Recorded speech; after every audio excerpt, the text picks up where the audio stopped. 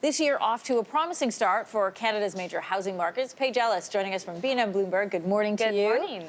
We like those kinds of reports. Yes. Housing numbers out for Toronto, Ottawa, and Vancouver, so the expensive ones in the country. Yeah. What does it look like?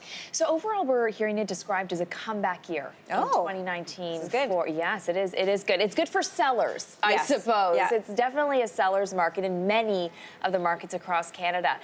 So what we're hearing is that in Toronto, a similar story to Ottawa. So there's constrained supply, and what happens when you have constrained supply? Well, prices go up. So in Toronto last year, overall, we did see prices increase. So the average home in the city of Toronto is now $838,000.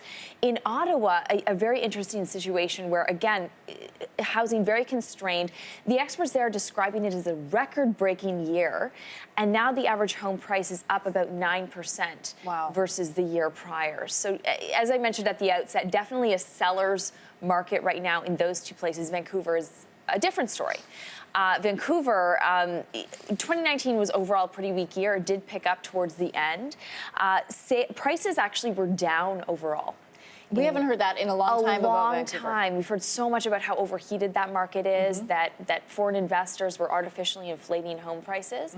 But it's worth noting that new mortgage stress test that came into play a couple of years ago, it cooled the market, and now it seems to be picking up in some markets, but not so in Vancouver. Are we seeing, is part of the increase that we're seeing over in Toronto because of foreign buyers now investing in Toronto? There was some concern that, particularly when Vancouver introduced restrictions on foreign home buyers, that there would be a leapfrog effect into Toronto. It's very hard to determine if that's actually happening, so very few people will come on the record saying, yes, this is what's inflating prices here. More so, I think it has to do with constrained supply.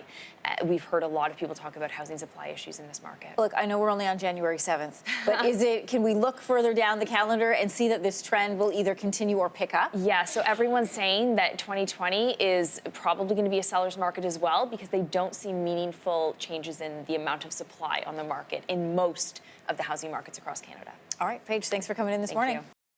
Thanks for watching. If you like this, be sure to subscribe here. And you can check out more Your Morning videos right here.